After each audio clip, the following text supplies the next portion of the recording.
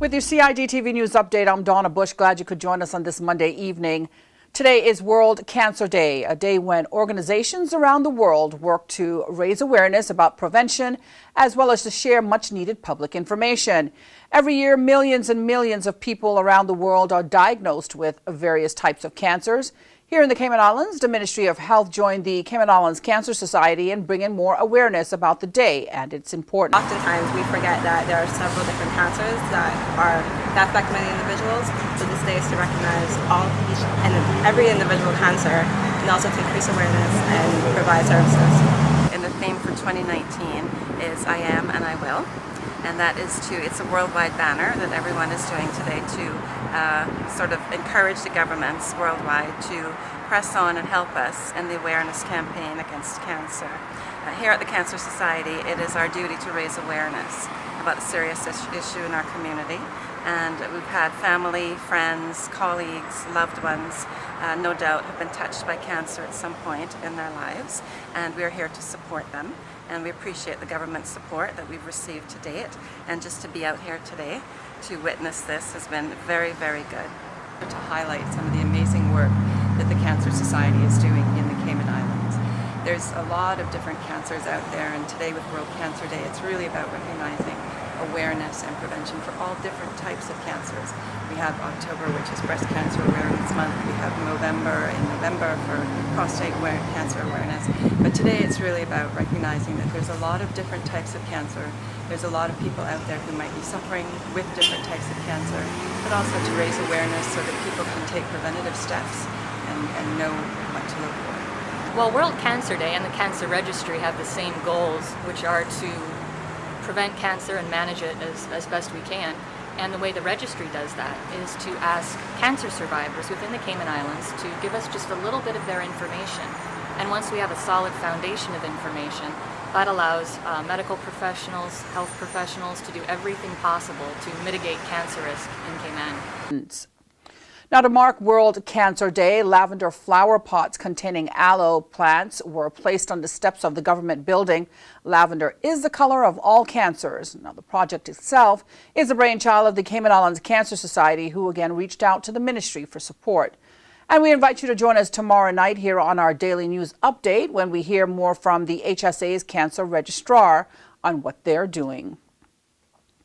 Well, also making our headlines today, early Monday morning, key stakeholders involved in developing an earthquake plan for the Cayman Islands attended a workshop held at the Government Administration Building. Several dozen individuals from government entities, the private sector, and a visiting team of UK experts were all in one room to help develop the draft plan. Really excited about that.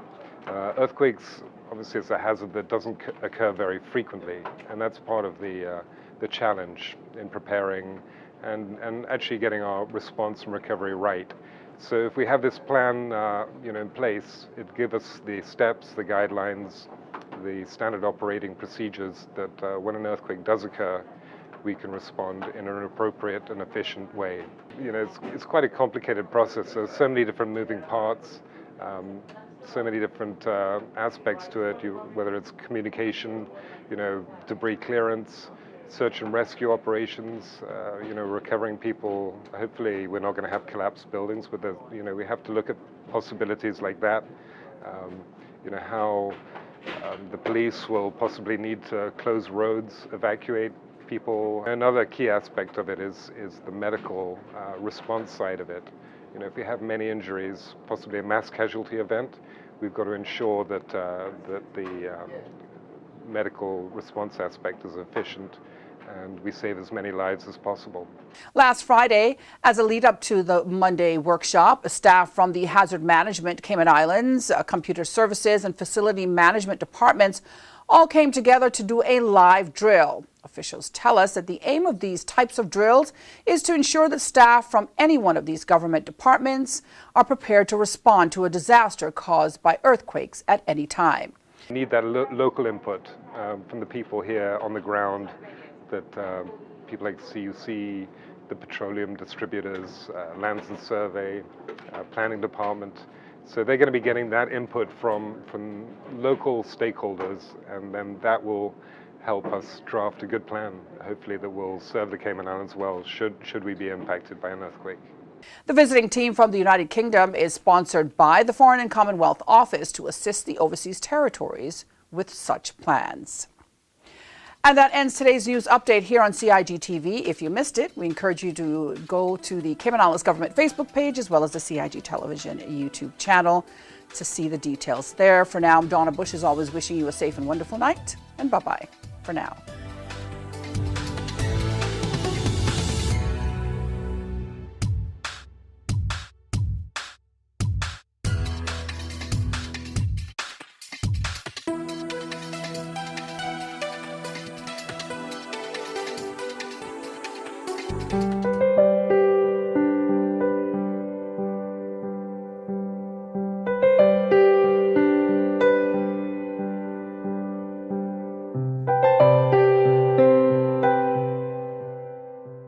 Boating, fishing, and water sports in the Cayman Islands are great, but keep a cool head.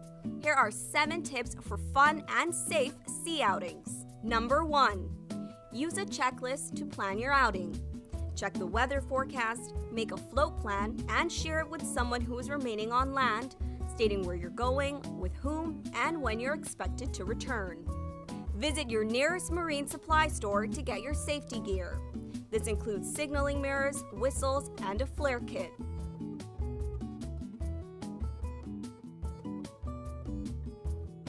It's also very important to have onboard flotation devices and life vests for each person.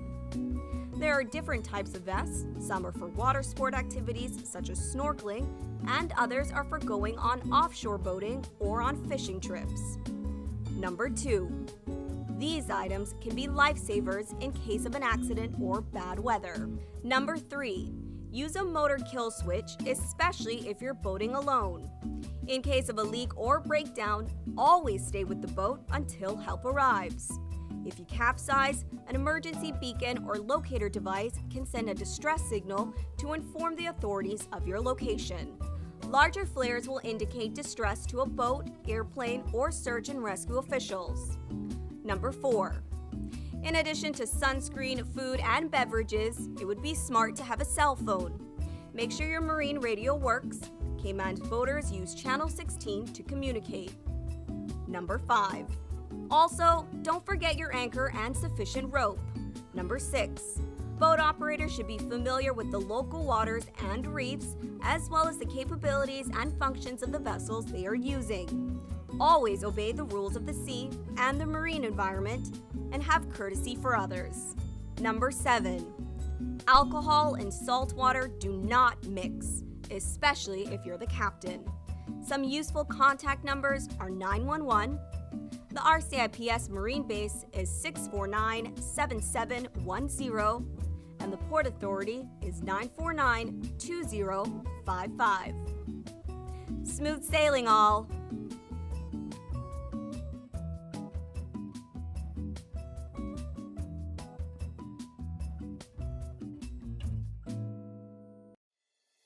The Esterly-Tibbetts Highway 3-lane roundabout is ready for drivers. It's time to make sure you know how to use it. First, know which exit you need to take. Pay attention to lane arrows and signs.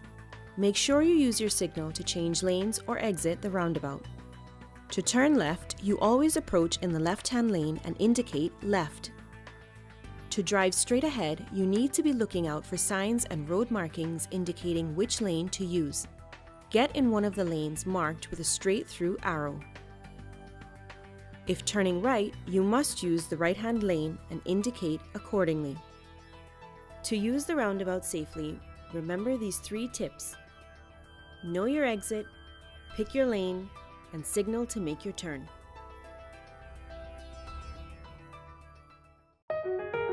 Did you know that planning permission is required for a shed? Did you know you should check with the department as a planning and permit application may be required?